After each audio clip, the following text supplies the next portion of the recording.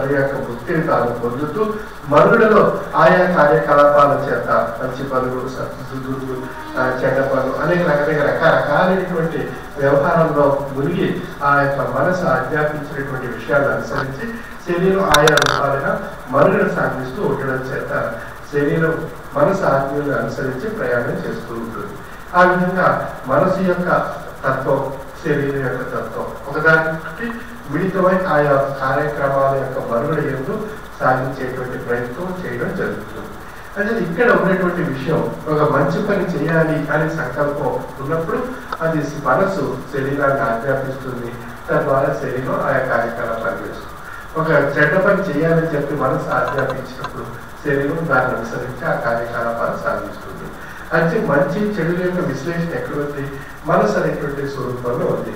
అంటే శరీరం ఏది అన్నప్పుడు అది ఒక ఇన్స్ట్రుమెంట్, ఒక పరికరం, ఒక సాధన రూపంగా ఉంది తప్ప అది మనసు ఏదైతే ఆజ్ఞాపిస్తుందో అది చేస్తుంది శరీరం. అంటే మంచి చేయాలి అనుకున్నప్పుడు శరీరం మంచి చేస్తుంది, మనసు మంచి చేయాలి అని చెప్పి నిర్ణయించినప్పుడు శరీరం మంచి చేస్తుంది. ఇక చెడు చేయాలి అని చెప్పి నిర్ణయించినప్పుడు మనసు చెడు అనేటువంటి విషయాన్ని ఆశ్రయిస్తుంది. అంచేత ఈ యొక్క మనసు యొక్క విషయంలోనే మంచి చెడు, సద్బుద్ధి, దుర్బుద్ధి అనేటువంటి రెండు విషయాలు మిగిలిపోయి ఉన్నాయి. అంటే ఆ సద్బుద్ధిని, ఆ దుర్బుద్ధిని రెండింటి యొక్క వ్యత్యాసాన్ని విశ్లేషించి తెలియజేసేటువంటి స్వరూపం తత్వము అని చెప్పబడుతుంది. అది నీవు అనేటువంటి విషయం. తత్వం అంటే తత్వం, తత్ అంటే అది, త్వం అంటే నీవు అనేటువంటి అర్థం. అది నీవు అని మనం గ్రహిస్తాం. అది నీవు అనేటువంటిది ఏది నీవు అనేటువంటి విషయంగా, ఏది సత్యము, ఏది మంచి, ఏది చెడు, ఏది దుర్బుద్ధి అనేటువంటిది విశ్లేషించేది మనకి తత్వం యొక్క స్వరూపం, తత్వం యొక్క యథార్థమైనటువంటి శక్తి. అంచేత మనం అక్కడ మంచి చేయాలనేటువంటి సంకల్పం తత్వస్వరూపంగా తెలియబడుతుంది. ఒక చెడు చేయాలనేటువంటి స్వరూపం అది రాక్షస స్వరూపంగా, భ్రాంతి స్వరూపంగా తెలియబడుతుంది. అంచేత భ్రాంతి స్వరూపానికి, ఈశ్వర స్వరూపానికి మధ్యన మానవ యొక్క స్వరూపంలో నిండినటువంటి భావం, దాన్ని సద్భావ స్వరూపంగా, ఈశ్వర స్వరూపమైనటువంటి భావంగా మార్చగలిగేటువంటి శక్తి తాత్విక యోగిపోయినటువంటి జ్ఞానానికి ప్రసాదించబడింది. అయితే తాత్విక యోగిపోయినటువంటి జ్ఞానం మనం పొందడానికి ఒక అమోఘమైనటువంటి శక్తిని ప్రసాదించడం జరిగింది. మేధాశక్తి. ఆ మేధాశక్తి చేత మనం సద్గురు ప్రబోధించినటువంటి జ్ఞానాన్ని మనం అవగాహన చేసుకుని జీర్ణింప చేసుకున్నప్పుడు మనసులో ఆ యొక్క జ్ఞానస్వరూపమైనటువంటి శక్తి మంచిని ఆశ్రయించడానికి మన యొక్క మనసుని ఆ బాట వైపు నడిపిస్తుంది, చెడును తొలగించుకునేటువంటి విషయంగా మనం తెలియజేస్తుంది. ఆ విధంగా మనం ఆ యొక్క సద్బుద్ధి లక్షణాలు మనలో ఏర్పడి మానసికమైనటువంటి మార్పు మనలో కలిగి ఆ సత్స్వరూపమైనటువంటి లక్షణాలు ఏర్పడటం చేత మన యొక్క మనసు శరీరానికి ఆ సత్స్వరూపమైనటువంటి లక్షణాలతో కూడినటువంటి ఆజ్ఞలను శరీరానికి ఆజ్ఞాపించడం చేత శరీరం ఆయా కార్యకలాపాలు సత్స్వరూపమైనటువంటి కార్యకలాపాలు సాగించడం జరుగుతుంది. ఆ విధంగా మన యొక్క నడవడికలో ఆదర్శవంతమైనటువంటి, తాత్వికమైనటువంటి, సత్స్వరూపమైనటువంటి భావాలతో మనుగడ సాగించేటువంటి అవకాశం మనకు కలుగుతుంది. ఆ విధమైనటువంటి నడవడిక మనం నడుస్తున్నప్పుడు మనకి యథార్థం యొక్క విషయం తెలుసుకొని సంకల్పం బలీయంగా ఉన్నప్పుడు మన యొక్క విశ్వాసం, మన యొక్క లక్ష్యం ఆ స్థాయికి చేరి ఆ గమ్యానికి చేరాలనేటువంటి సంకల్పం బలీయంగా ఉండడం చేత మనకి ఆ సమయంలో మనకి భ్రాంతి అంటే ఒక ఈశ్వర ఒక జీవాత్మ ఒక ఈశ్వర పరమాత్మ యొక్క స్వరూపంగా పరిణామం చెందేటువంటి స్థితిగా తెలియబడ్డానికి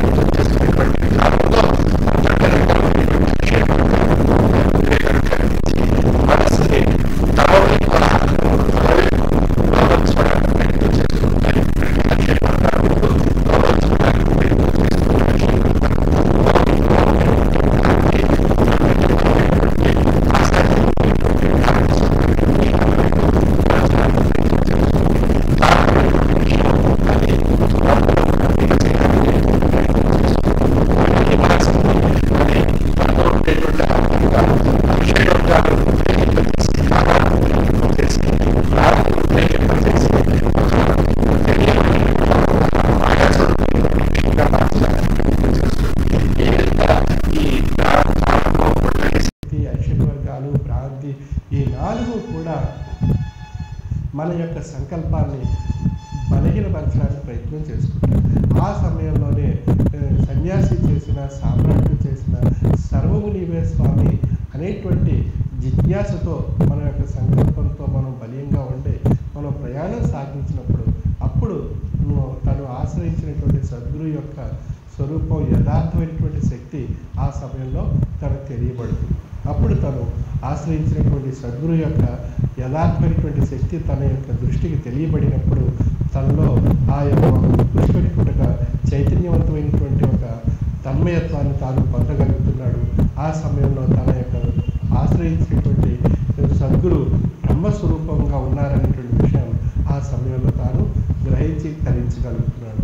ఆ స్థితి శరీరానికి తన్మయత్వాన్ని కలిగిస్తుంది, మనసుని ఒక ఉత్కృష్టమైనటువంటి యోగికమైనటువంటి ఆనందాన్ని తెలియజేస్తుంది. ఆ విధంగా శరీరం, మనస్సు, తన్మయత్వం ఒక యోగికమైనటువంటి ఆనందంతో మిళితమైనప్పుడు ఆ జీవాత్మ యొక్క స్వరూపం అభౌతికమైనటువంటి శక్తిగా మారిపోతుంది. ఆ అభౌతికమైనటువంటి శక్తి అది ఒక పరమాత్మ యొక్క స్వరూపం యొక్క విధానంగా పరిణామం చెందుతుంది.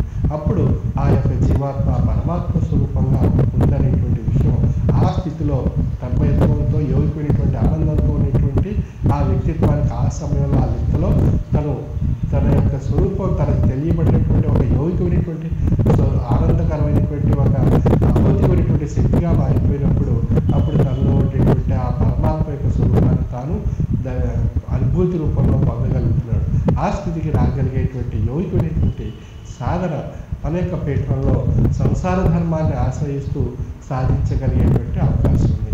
ఏ విధంగా అన్నప్పుడు సంసార ధర్మం అన్నప్పుడు మన సంసార ధర్మంలో అనేక రకాలైనటువంటి తాపత్రయాలు ఉన్నాయి అన్నప్పుడు ఆ తాపత్రయాలు ఒకటి కోరికల రూపంలో ఉన్నాయి, రెండు అరిషడ్ వర్గాల రూపంలో ఉన్నాయి, మూడు కాల్వరిటం మహాశక్తి రూపంలో ఉన్నాయి, కుండలి మహాశక్తి. ఈ నాలుగు కూడా ఈ సంసార ధర్మాల్లో ఉన్నాయి. ఈ సంసార ధర్మంలో ఉన్నటువంటి నాలుగు కూడా ఈ విషయాలు నాలుగు కాలము, కుండలి, భ్రాంతి, అరిషడ్ వర్గాలు ఈ నాలుగు కూడా మనకి యోగికమైనటువంటి తాత్వికమైనటువంటి యోగికమైనటువంటి సంకల్పాన్ని బలహీనపరచడానికి ప్రయత్నం చేస్తూ ఉంటాయి. అంటే వాటిని అధిగమించడానికి కావలసినటువంటి శక్తిని తాను సమకూర్చుకోవడానికి మనకు ఆ మహామంత్రంతో ఒక మహోన్నతమైనటువంటి యోగికమైనటువంటి సాధన శక్తిగా మనకు ప్రసాదింపబడింది. ఆ యొక్క మహాస్వరూపమైనటువంటి యోగికమైనటువంటి మహామంత్రాన్ని మననం చేసుకుంటూ ఈ నాలుగు శక్తుల యొక్క ప్రభావానికి ప్రభావితం కాకుండా మనసుని అది ఒక ఉత్కృష్టమైనటువంటి చైతన్యవంతమైనటువంటి శక్తిగా ఒక బలమైనటువంటి సంకల్పంగా మార్చడానికి మహామంత్రం యొక్క యోగికమైనటువంటి శక్తి మనకు ఆ సమయంలో ఉపయోగపడుతుంది. అది మనం ఏ రూపంగా ఉంది అన్నప్పుడు మనకు సంసార ధర్మంలో మనం ప్రయాణం చేస్తూ మహామంత్రాన్ని ఉదయం లేవగానే 11 సార్లు, రాత్రి నిద్రపోయే ముందు 11 సార్లు ఆ యొక్క మహామంత్రాన్ని మననం చేస్తూ స్వామి యందు పరిపూర్ణమైనటువంటి భక్తి విశ్వాసంతో ఉండి మనం ప్రయాణం చేసినప్పుడు మనకి లక్ష్యం మహామంత్రంగా మారినప్పుడు ఆ లక్ష్యంలో ఉండేటువంటి మహామంత్రం యొక్క యోగికమైనటువంటి శక్తి మనలో ఉండేటువంటి అభౌతికమైనటువంటి ఆ జీవాత్మను శాసించే అభౌతికమైనటువంటి శక్తిగా మారిపోతుంది. ఆ అభౌతికమైనటువంటి శక్తే ఆ పరమాత్మ యొక్క స్వరూపాన్ని మనకు తెలియజేస్తుంది. ఆ విషయానికి ఆ స్థాయికి వచ్చినప్పుడు మన శరీరంలో ఒక విధమైనటువంటి తన్మయత్వం ఏర్పడుతుంది. మన యొక్క మనసులో ఒక యోగికమైనటువంటి ఆనందం ఏర్పడుతుంది.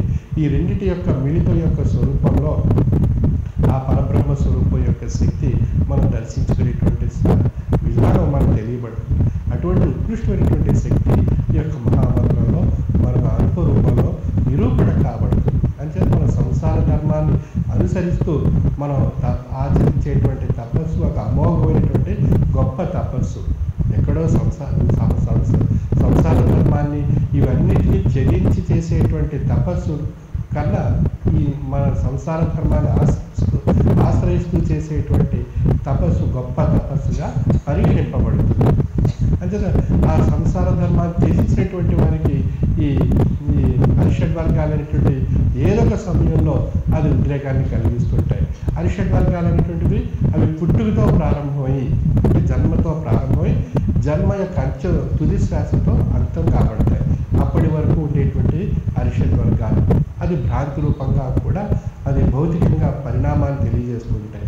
అసలు ఈ రెండు మనం విడిచిపెట్టవు. సంసారాన్ని విడిచిపెట్టినప్పటికీ కూడా ఈ భ్రాంతి కానీ ఈ అరిషడ్ వర్గాల యొక్క స్వరూపం కానీ విడిచిపెట్టదు. ఎందువల్ల అన్నప్పుడు ఇవి రక్త మాంస మిశ్రితంగా ఉండేటువంటివి అరిషడ్ వర్గాలు. అంటే పుట్టుకతో ప్రారంభమై మళ్ళీ చివరి శ్వాస వరకు ఉండేటువంటివి రక్త మాంసాలు మిళితమైనటువంటి అరిషడ్ వర్గాలు. అవి ప్రకృతి స్వరూపమైనటువంటి భ్రాంతితో మిళితమై అవి మనసుని ప్రభావితం చేయడానికి ప్రయత్నం చేస్తుంటాయి. అంచేత ఈ మనసుని ఈ ప్రభావితం కాకుండా ఉండాలి అన్నట్లయితే సంసార ధర్మంలో ఉండేటువంటి ఆయా తాపత్రయాలతో ఈ మనసు వాటిని ఏ విధంగా దాటాలి, ఈ అరిషడ్ వర్గాన్ని అధిగమించాలి, అరిషడ్ వర్గాన్ని ఏ విధంగా స్థాయిపరచుకోవాలి అనేటువంటి అనేటువంటి విషయం తాత్విక జ్ఞానం చేత తాను అవగాహన చేసుకుని దాన్ని అధిగమించి దాన్ని జయించగలిగేటువంటి శక్తి తాను పొందగలుగుతున్నాడు. ఆ విధంగా భ్రాంతిని సాధించి తాను జయించగలుగుతున్నాడు, అరిషడ్ వర్గాలను జయించి స్థాయిపరచుకోగలుగుతున్నాడు. అంచేత ఇక్కడ అరిషడ్ వర్గాలు ఛేదించడం అంటే సాధ్యం కాదు. అంచేత ఇక్కడ అరిషడ్ వర్గాలను జయించి స్థాయిపరచుకోవడం అనేటువంటి శక్తి తాను పొందగలుగుతున్నాడు.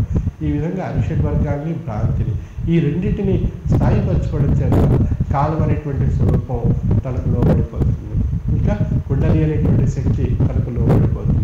అంటే కాలము కుండలి ఈ రెండు లోబడి భ్రాంతి స్వరూపానికి లోబడి ఆ భ్రాంతి స్వరూపం అరిషడ్ వర్గాల యొక్క స్థాయికి లోబడి ఉండడం చేత ఈ నాలుగిటిని తాను స్థాయిపరచుకునేటువంటి స్థితికి రాగలగడం చేత తను ఆ యొక్క యథార్థమైనటువంటి అభౌతికమైనటువంటి శక్తి ఈ జీవాత్మను శాసిస్తుంది, నడిపేస్తుంది అనేటువంటి విషయాన్ని తాను తెలుసుకోవడానికి ప్రయత్నం చేసినప్పుడు ఆ ప్రయత్నం యొక్క అభౌతికమైనటువంటి శక్తి అది పరమాత్మ యొక్క స్వరూపంగా ఉందనేటువంటి విషయాన్ని ఆ యొక్క సాధకుడు ఆ సమయంలో ధరించగలుగుతున్నాడు. ఆ విధంగా ఈ యొక్క విశ్వవిజ్ఞాన విద్య ఆధ్యాత్మిక పీఠంలో ఉండేటువంటి శక్తి అది మహామంత్ర రూపంలో తాత్విక జ్ఞానం రూపంలో మనలో ఉండేటువంటి ఆ యొక్క కాలము భ్రాంతి కుండలి శక్తి అరిషడ్ వర్గాలు ఈ నాలుగింటిని స్థాయిపరుచుకుంటూ యోగికమైనటువంటి తనలో ఉండేటువంటి యథార్థమైనటువంటి శక్తి అది పరమాత్మ యొక్క స్వరూపంగా ఉండేటువంటి శక్తిని గ్రహించి ధరింపజేసుకునేటువంటి అనుభవపూర్వకమైనటువంటి స్థితిని శరీరానికి మనస్సుని ప్రసాదించేటువంటి తాత్విక అనుభవ స్వరూపం శ్రీ విశ్వ విజ్ఞాన విద్య ఆధ్యాత్మిక పీఠం యొక్క యోగికమైనటువంటి స్వరూపము. అంటే అది మనం పొంది ధరింప చేసుకోవాలి అన్నట్లయితే మనకు ఆ యొక్క మనం ఆశ్రయించినటువంటి సద్గురు యందు మనకున్నటువంటి విశ్వాసం బలీయంగా ఉండాలి. ఆ విశ్వాసం బలీయంగా ఉండడానికి మన యొక్క భక్తి పరిపూర్ణత్వం పొంది ఉండాలి. ఈ రెండింటి యొక్క మిళితం లక్ష్యం అనేటువంటి స్థితికి మనం చేరుకోవాలి. ఆ లక్ష్యం ఎప్పుడు సద్గురుమూర్తి యందు ఉండాలి. ఆ సద్గురుమూర్తి యందున్నటువంటి లక్ష్యం వారు ప్రబోధ రూపంలో మనకు ప్రసాదించినటువంటి విషయాన్ని అనుసరించడానికి, ఆచరించడానికి, ధరించడానికి మనం ప్రయత్నం చేయాలి. ఆ ప్రయత్నం యొక్క సాధనలో మన యొక్క భావం, మన యొక్క మనసు యొక్క స్వరూపం, సంకల్పం బలీయంగా ఉండాలి. ఆ సంకల్పం యొక్క బలీయమైనటువంటి శక్తి మనకి ఆ గమ్యాన్ని చేరుస్తుంది. అక్కడికి మనం చేరుకోవాల్సినటువంటి గమ్యాన్ని మనం చేరుస్తుంది. అప్పుడు మనం మన యొక్క మనస్సు, శరీరం కూడా ఎల్లప్పుడూ ఆ సద్గురుమూర్తి యొక్క మహామంత్ర యొక్క రక్షణలో ఉండేటువంటి అవకాశం మనకు తెలియబడుతుంది. అంచేత మనకు ఏదైనా ఆపద కానీ ఏదైనా పెను ప్రమాదం కానీ ఆ లిప్త కాలంలో వచ్చి మన మీద పడినప్పటికీ కూడా మనం చలించకుండా స్థాయిగా ఉండి మనం నిర్భయంగా ఉండేటువంటి అవకాశం మనలో ఉండేటువంటి ఆ అభౌతిక ఆ యొక్క యోగికమైనటువంటి ఆ యొక్క మనసులో మనం ఉన్నటువంటి ఆ అభౌతికమైనటువంటి మానసికమైనటువంటి శక్తే మనకు ఆ సమయంలో రక్షణ. అంచన మనకి ఏది అప్పుడు జరగదు. ఆ జరిగేటువంటి ప్రమాదం కూడా చాలా సూక్ష్మమైనటువంటి మార్గంలో ఒక చిన్న విషయంగా మారి అది ఆ యొక్క స్థాయిని మనకి కల్పించి మనం ఆ ప్రమాదం నుండి మనం తప్పుకునేటువంటి అవకాశం మనకి ఏర్పడుతుంది. అది మనకు ఆయా సమయాల్లో అనుభవ రూపంలో మనకి ఆ సమయంలో మనకు తెలియబడుతుంది. ఏ విధంగా మనం ఆ పరిస్థితి నుండి ఈ పరిస్థితిలో రక్షింపబడ్డాం అనేటువంటి విషయం ఆ సమయంలో మనకు తెలియబడుతుంది. అంచేత ఆ యొక్క మనం పొందినటువంటి తాత్విక అనుభవపూర్వకమైనటువంటి విషయం మనకు అనుభవంలో తెలియబడినప్పుడు అది ఆ సమయంలో మనకి ఒక గొప్ప మహత్యంగా మన యొక్క అనుభవమే మనకు మహత్యంగా తెలియబడుతుంది. అటువంటి మహత్యాలు ఎన్నో మనం పొంది తరించేటువంటి మౌనత్వమైనటువంటి మహామంత్రయందు సద్గురుమూర్తి ఉన్నటువంటి పరిపూర్ణమైనటువంటి విశ్వాసం లక్ష్యం చేత మనకు ఏర్పడతాయి. అటువంటి లక్ష్యాన్ని మన విశ్వాసాన్ని పొంది తరించినటువంటి వారికే ఇందులో ఉండేటువంటి మహోన్నతమైనటువంటి శక్తి తెలియబడుతుంది. అంతే సామాన్యమైనటువంటి దృష్టితో చూస్తే ఏదీ కనిపించదు. దీన్ని జ్ఞానస్వరూపమైనటువంటి తాత్విక దృష్టితో చూసినట్లయితే ఒక ఉత్కృష్టమైనటువంటి అమోఘమైనటువంటి శక్తిని పొంది తరించేటువంటి అవకాశం ఉంది. ఇప్పుడు ఉదాహరణకు మన తీగలో కరెంటు ఉంది లేనిది మనం తెలుసుకోవాలి అన్నట్లయితే తీగలో మన సామాన్యమైనటువంటి దృష్టితో చూసినట్లయితే మనకు ఆ తీగలో ఉండేటువంటి కరెంటు మనకు కనిపించదు. అదేవిధంగా అయస్కాంతం మనం తీసుకున్నప్పుడు ఆ అయస్కాంతంలో ఉండేటువంటి శక్తి సామాన్య దృష్టితో చూస్తే మనకు కనిపించదు. అయితే మనం ఏం చేయాలి? దానికి కావలసినటువంటి సాధన అంటే జ్ఞాన స్వరూపమైనటువంటి దృష్టితో చూసినట్లయితే మనకు ఆ వస్తువు తెలియబడుతుంది. అదేవిధంగా ఆ తీగలో ఉండేటువంటి కరెంటుని ఒక ఇన్స్ట్రుమెంట్, ఒక ఇన్సులేటర్ ద్వారా మనం టెస్ట్ చేసినట్లయితే అందులో ఏ కరెంట్ ఉన్నది లేని మనకు తెలుస్తుంది. అదేవిధంగా అయస్కాంతంలో ఉండేటువంటి శక్తిని మనం తెలుసుకోవాలి అన్నట్లయితే అక్కడ ఇనుపరజాన్ని కానీ ఆ ఇనుముని కానీ ఏదైనా మనం ఉంచినట్లయితే అందులో ఆ ఇనుప అయస్కాంతం యొక్క శక్తి మనకు తెలియబడుతుంది. అంటే మనకి భౌతికమైనటువంటి సామాన్యమైనటువంటి దృష్టితో చూస్తే అందులో ఏదీ కనిపించదు. దాన్ని ఒక సాధన రూపంలో ఆ వస్తువులు కానీ మనం పెట్టి మనం పరీక్షించినట్లయితే మనకు తెలియబడుతుంది. అదేవిధంగా మనం జ్ఞాన దృష్టితో మనం చూసినట్లయితే ఆ యొక్క మహామంత్రంలో, ఆ యొక్క తత్వంలో, ఆ యొక్క జ్ఞానం యొక్క స్వరూపం యొక్క శక్తి మనకు తెలియబడుతుంది. అంటే మన యొక్క దృష్టిని బట్టి మారిపోతుంటుంది. మనం సాధారణంగా ఆలోచిస్తుంటాం, ఆ సద్గురుమూర్తి దగ్గరికి వెళ్తున్నాం మనకి ఏమొస్తుంది అని ఒక సామాన్యమైనటువంటి తేలిక భావంతో మనం ఆలోచించినట్లయితే ఆ తేలిక భావంతోనే మనకి ఆ విషయాలు తెలియబడతాయి. మనకు ఒక ఉత్కృష్టమైనటువంటి భావంతో చూసినట్లయితే ఒక ఉత్కృష్టమైనటువంటి స్వరూపాలు మనకి లక్ష్యం కాబడతాయి. అంటే మనం చూసేటువంటి దృష్టిని బట్టి మనలో ఉండేటువంటి భావాన్ని బట్టి అక్కడ ఉన్నటువంటి పరిస్థితులు మారిపోతూ ఉంటాయి. ఒక మంచి వ్యక్తి మనకు ఎదురైనప్పుడు ఆ మంచి వ్యక్తితో మనం సద్భావంతో మనం మాట్లాడాలనేటువంటి సంకల్పం మనలో ఉన్నప్పుడు మనకు ఆ మంచి భావంతో మాట్లాడతాం. ఆ యొక్క ఒక వ్యక్తి వచ్చినప్పుడు ఆ వ్యక్తి యొక్క మన కోపం ఉన్నప్పుడు దుర్బుద్ధితో మనం ఆ కోపంతో మాట్లాడాలని మనసులో భావం ఏర్పడినప్పుడు ఆ వ్యక్తి ఎదురైనప్పుడు ఆ వ్యక్తిని మన కోపంతోనో ఒక చిరాకుతోనో మనం ఆ యొక్క వ్యక్తిని అసహించుకునేటువంటి ద్వేషంగానో మనం దృష్టితోనూ భావంతోనూ మనం మాట్లాడడం జరుగుతుంది. అయితే మనం చూసేటువంటి దృష్టిని బట్టి మనలో ఉండేటువంటి భావాన్ని బట్టి అక్కడ ఉండేటువంటి స్వరూపం యొక్క లక్షణాలు మనలో మార్పులు ప్రభావం కలిగిస్తుంటాయి. ఆ విధంగా మనం జ్ఞాన దృష్టితో చూసినట్లయితే సద్గురుమూర్తి జ్ఞానం యొక్క యోగికమైనటువంటి శక్తిగా తెలియబడతారు. సామాన్య దృష్టితో చూసినట్లయితే ఒక సామాన్యమైనటువంటి రూపంగా మాత్రమే తెలియబడతారు. అంటే మనం చూసేటువంటి దృష్టిని బట్టి మనం చేసే మనలో ఉండేటువంటి భావాన్ని బట్టి ఆ యొక్క రూపం యొక్క స్వరూపం మారిపోతూ ఉంటుంది. కనుక మనం ఏదైతే మనం సద్గురుమూర్తిని మనం సద్బుద్ధితో మనం భావం యొక్క యోగికమైనటువంటి లక్ష్యం చేత మనం ఆశ్రయించాము, ఆ యొక్క భావంతో మనం చూసినట్లయితే ఆ యొక్క యోగికమైనటువంటి శక్తి మనం గ్రహించి తరించేటువంటి అవకాశం ఉంది. అటువంటి ఉత్కృష్టమైనటువంటి యోగికమైనటువంటి తాత్విక జ్ఞానము శ్రీ విశ్వ విజ్ఞాన విద్య ఆధ్యాత్మిక యొక్క తత్వం ఇదంతా కూడా అనుభవంపై మోసి తెలియజేసేటువంటి తత్వము. అంటే ఇక్కడ డాంబికాలకు వేష భాష్యాలకు మెస్మరిజంలకు క్షుద్రదేవోపాసనలకు తాగు లేనిటువంటి తత్వస్వరూపం ఏదైతే మనం అనుభవంలో గ్రహించి తరించామో ఆచరిస్తున్నామో ఆయా విషయాలు మనకు అనుభవంలో ఏర్పడినప్పుడు అది ఆయా విషయాలు మనకు మార్చాలుగా మనకు తెలియబడుతున్నాయి. అటువంటి మార్చాలు ఎన్నో మన యొక్క జీవన విధానంలో మనం పొంది ధరించడం జరిగింది. అటువంటి మార్చాలతో అనుభవ రూపంలో తెలియజేసేటువంటి తాత్విక జ్ఞాన సంపద శ్రీ విశ్వ విజ్ఞాన విద్య ఆధ్యాత్మిక పీఠం యొక్క తత్వము. అంటే ఆ తత్వంలో ఉండేటువంటి యథార్థమైనటువంటి శక్తిని పొంది ధరించవలసిందిగా నా యొక్క మనవి.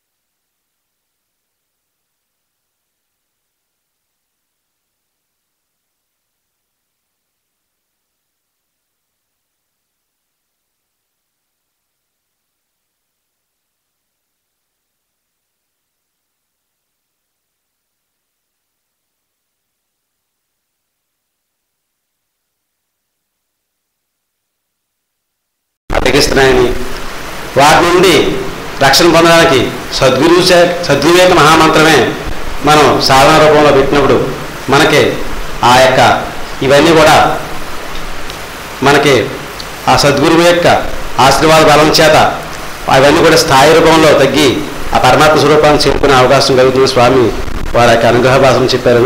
ఇప్పుడు స్వామి యొక్క వైశాఖ మాస పర్యటనలో గతంలో ఏ విధంగా అయితే మనం స్వామిని ఆహ్వానించుకుని ఏ విధంగా అయితే అందరూ తెలుసు మనకి ఏ విధంగా మనం ఆహ్వానించుకుంటున్నామో అదేవిధంగా స్వామిని ఆహ్వానించుకుని వారి యొక్క కృపా కటాక్షకు పాత్రలు కావాల్సిందిగా మనవి చేసుకుంటున్నామండి. అలాగే చిన్న ప్రకటన. Shri Vatsavaya Krishnaraju college of engineering and technology వారు గొల్లల కోడేరు భీమవరం కాలేజీ వారు ప్రకటన చేస్తున్నారండి. కాలేజీ వారు ఇంజనీరింగ్ కాలేజీ వారు కొన్ని కోర్సులు ఆఫర్ చేస్తున్నారు.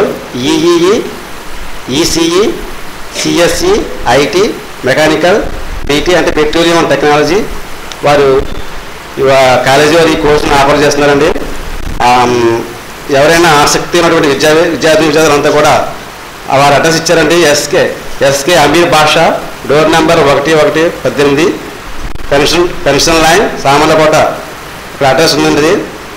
ఈ అడ్రస్ మన తత్వజ్ఞాన కేంద్రాల్లో ఉంటుందండి.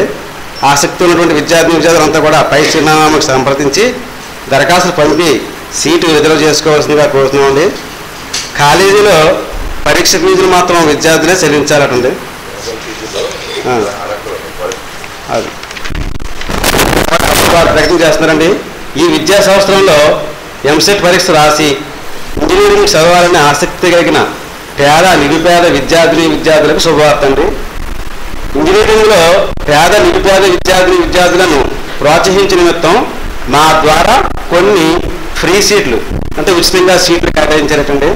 చదువుకునే ఆసక్తి కలిగి చదివించగల స్తోమత లేక అర్ధాంతరంగా చదువు నిలిచిపోనివ్వకూడదని ఆశయంతో చేపట్టిన ఈ కార్యక్రమంలో కింద అర్హతలు కలిగిన విద్యార్థులందరూ కూడా ఈ సదావకాశాన్ని ఉపయోగించవలసిందిగా కోరుతున్నామండి. అర్హతలు వారు పేద SC, ST, BC and minority విద్యార్థులండి. అలాగే తెల్ల రేషన్ కార్డు లేదా సంవత్సర ఆదాయం 1,00,000 లోపు ఉన్నవారు, అదేవిధంగా అనాథ పిల్లలకు కూడా ఇందులో అవకాశం ఉందండి. అదేవిధంగా దీర్ఘకాలిక వ్యాధితో బాధపడుతూ పిల్లలను చదివించుకునే కుటుంబాలకు కూడా అవకాశం ఉందండి. అంటే ఇప్పుడు తగిన రోగాలు పిల్లవాళ్ళండి. అదేవిధంగా మే 12 ఎంసెట్ ఎంట్రన్స్లో క్వాలిఫై ఉండాలండి వాళ్ళు. ఇందులో జాయిన్ అవ్వాలంటే మే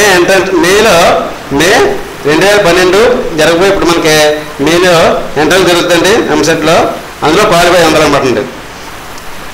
వాళ్ళు ఏమి కల్పిస్తారటండి 4 సంవత్సరాలు ఇంజనీరింగ్ పూర్తిగా ఫ్రీగా చదివిస్తారటండి. అదేవిధంగా 4 సంవత్సరాల హాస్టల్ వసతి వారు కల్పిస్తారటండి. అదేవిధంగా మొదటి సంవత్సరంలో ఫస్ట్ కౌన్సిలింగ్ పూర్తయిన తర్వాత 2 జతల కాలేజీ యూనిఫామ్ ఇస్తారటండి. అలాగే బ్యాగ్ ఒకటి ఇస్తారటండి. ఇంజనీరింగ్ క్యాలిక్యులేటర్ ఒకటి, డ్రాఫ్టర్ మరియు 10 నోట్ పుస్తకాలు, ఒక బ్లాంకెట్ ఇస్తారట, ఉచితంగా ఇస్తారట. అదేవిధంగా అర్హతను బట్టి ఎంసెట్ ఫీజు, కౌన్సిలింగ్ ఫీజు కూడా మరియు ప్రయాణ ఖర్చులు కూడా ఉచితంగా ఇస్తారటండి. అవకాశం ఉన్న ప్రతి విద్యార్థులంతా కూడా ఈ అడ్రస్ని ఈ అడ్రస్ తత్వజ్ఞాన కేంద్ర కార్యాలయంలో ఉంటుందండి. సంప్రదించి మీ అర్హతను బట్టి మీ సీట్ల గురించి మీరు రిజర్వ్ చేసుకోవాల్సింది మనమండి.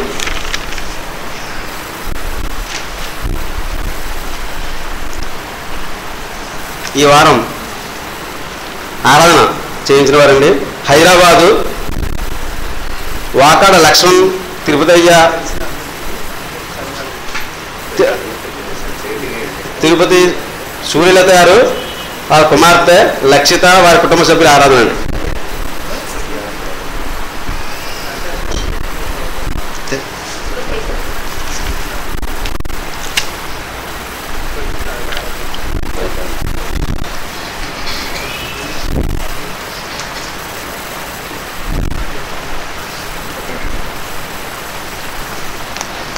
స్వామికి నమస్కారం అండి. సభ్యులందరికీ నమస్కారం. శ్రీ సద్గురువర్యుల వైశాఖ మాస పర్యటన వివరాలు ఈ విధంగా ఉన్నాయి. పశ్చిమ గోదావరి జిల్లా ది 22/4/2012 ఆదివారం ఉదయం 9:30 నుంచి 11 గంటల వరకు కండవల్లి ఆశ్రమంలో, 11:30 నుంచి 1 గంట వరకు దుబా ఆశ్రమంలో, సాయంత్రం 6 గంటల నుంచి 8 గంటల వరకు అత్రి ఆశ్రమంలో స్వామి పర్యటిస్తారు. ది 22/4/2012 ఆదివారం. 23/4/2012 సోమవారం వనకరమిల్లి ఆశ్రమం 9 గంటల నుంచి 10:30 వరకు, కన్నాపురం ఆశ్రమం 11:30 నుంచి 1 గంట వరకు, ఏలూరు కరుణాభద్ర సంఘం శరణగ కోటేశ్వరరావు గారి కళ్యాణ మండపం అశోక్ నగర్ కొత్త బ్రిడ్జి వద్ద సాయంత్రం 5:30 నుంచి 7:30 వరకు.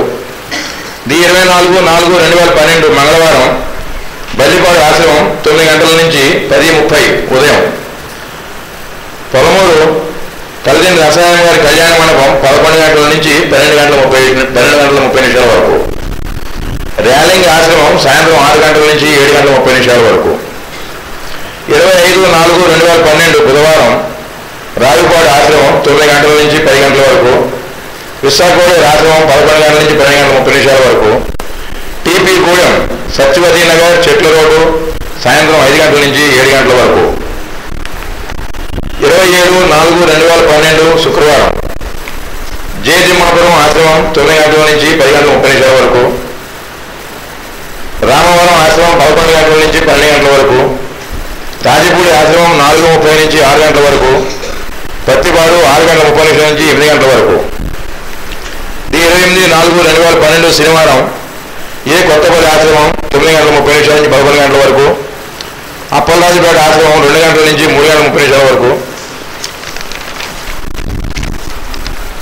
29/4/2012 ఆదివారం Hyderabad Shri Uma residency P Venkataratnam plot number 16 Indiranagar Gachibowli Indian bank line ఉదయం 10 గంటల నుంచి 12 గంటల వరకు.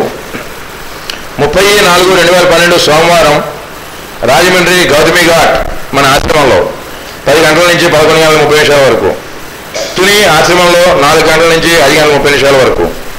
1/5/2012 మంగళవారం శ్రీకాకుళం బివి రమణ ఉదయం 10 గంటల నుంచి 12 గంటల వరకు, నాగులాపల్లి ఆశ్రమం 6:30 నుంచి 8 గంటల వరకు. 2/5/2012 బుధవారం మద్దూరు 10 గంటల నుంచి 11:30 వరకు, ఉలిమేరు 4 గంటల నుంచి 5:30 వరకు, కాకినాడ మేనా ఫంక్షన్ హాల్ 6:30 నుంచి 8 గంటల వరకు. 6/5/2012 ఆదివారం పిఠాపురం మన నూతన ఆశ్రమ ప్రాంగణంలో 9 గంటల నుంచి 12 గంటల వరకు వైశాఖ పౌర్ణమి సభ జరపబడును. ఈ వివరాలన్నీ మీకు తెలియజేయడానికి ముఖ్య కారణం మన తత్వజ్ఞాన మాస పత్రిక తపాలా శాఖ వారి ఆలస్యంగా వారు బట్వాడా చేయుచున్నందున ఇక్కడ చదవడం జరిగింది. తెలుసుకున్నవారు తెలియని వారికి తెలియజేయండి. ఇది స్వామి ఆజ్ఞగా భావించి సభా సభ్యులందరికీ స్వామి వైశాఖ మాస పర్యటనను తెలియజేసి స్వామిని సాదరంగా ఆహ్వానించి స్వామి ఈ వైశాఖ మాసంలో సూర్య తాపాన్ని మనం తట్టుకోవడానికి వారిచ్చేటువంటి అమృతాన్ని మనం జురుకునేటువంటి అవకాశం, ఈ అవకాశాన్ని పీఠం సభా సభ్యులందరూ వినియోగించుకోవాల్సిందిగా మా యొక్క మనవి. చిన్న విన్నపం, సభా సభ్యుల సహకారంతో స్వామి ఆశీస్సులతో మన నూతన భవనాన్ని నిర్మించుకున్నాం. అక్కడ మహిళా సేవకుల సేవ అవసరంగా ఉంది. మీ వీలును బట్టి మీ గ్రామాల నుంచి 5, 10 మంది, 15 మంది, 20 మంది వచ్చి నూతన ప్రాంగణంలో సేవ చేసుకుని స్వామి కృపకి పాత్రలే తరించవలసిందిగా మహిళా సభా సభ్యులకు వినతి.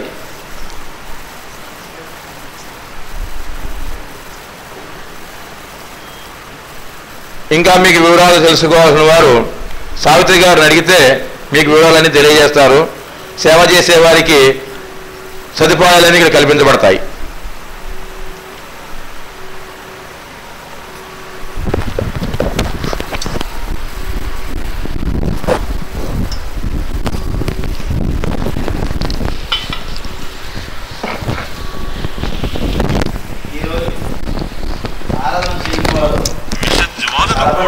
మార్చుతారు.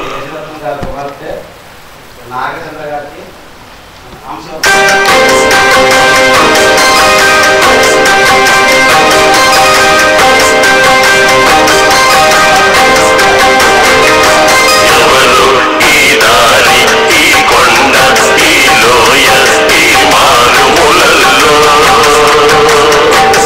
ఈ పూరి కొంపల్లో ఏడుతున్నారు, మమ్మడుగుతున్నారు.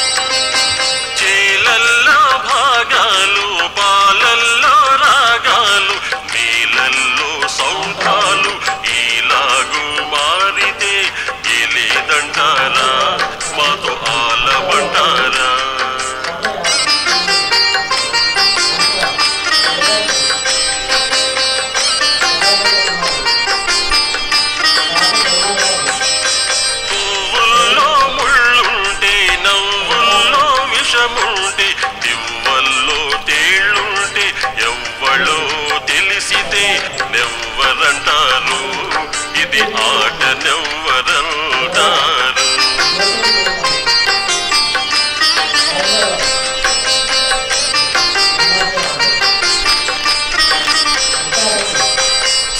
సాగినాళ్ళు మీ వేగు సాగిందన్న సాగునా కలికాలం మీగిపోకుండా బాగురదంటారా అలాగు కదంటారా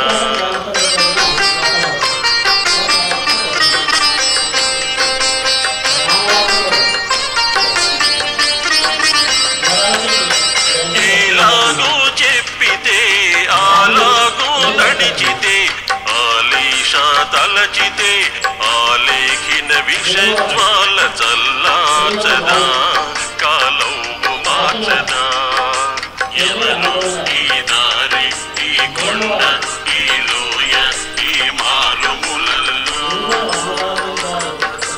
ఈ పూరి కొంపల్లో ఏగుతున్నారు మమ్మడుగుతున్నారు మమ్మడుగుతున్నారు మమ్మడుగుతున్నారు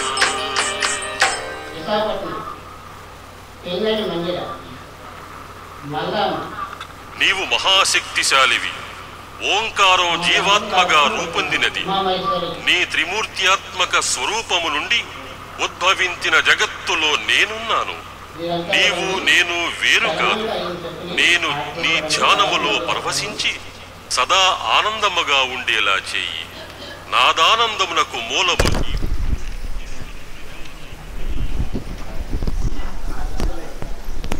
ఆనకి అందరూ ఉంచవలసిందే కోరుతున్నాం.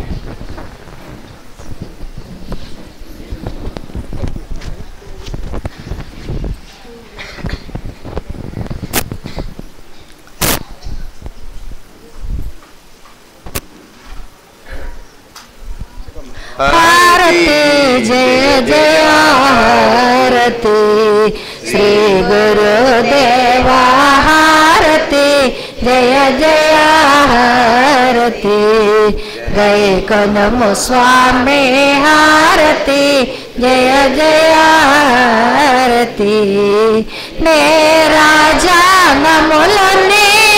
పేరు పేరున గూర్చి నే రాజానములని పేరు పేరున గూర్చి ఆరాధించు సుభక్తి అర్పించు కర్పూర హారతి జయ జయ హారతి శ్రీ గురుదేవ హారతి జయ జయ హారతి గైకొనము స్వామి హారతి జయ జయ హారతి పరమ భక్తుల జ్ఞాన భరిత సద్వే మణిలో పరమ భక్తుల జ్ఞాన భరిత సద్వే మణిలో కరములో మార్చి వేరే పల్లె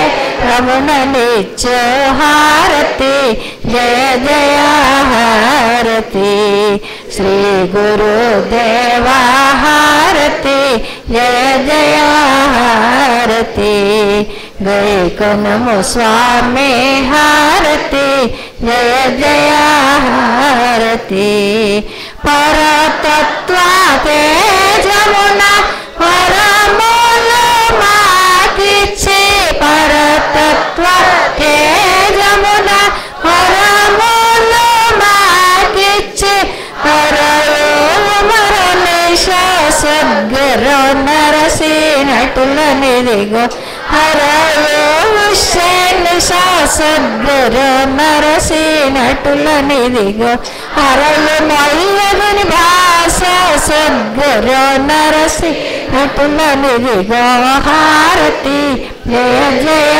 హారతి శ్రీ గురుదేవ హారతి జయ జయ హారతి గైకొనము స్వామి హారతి జయ జయ హారతి హారతి జయ జయ హారతి హారతి జయ జయ హారతి జగతి. ఓం శ్రీ సద్గురుభ్యో నమః.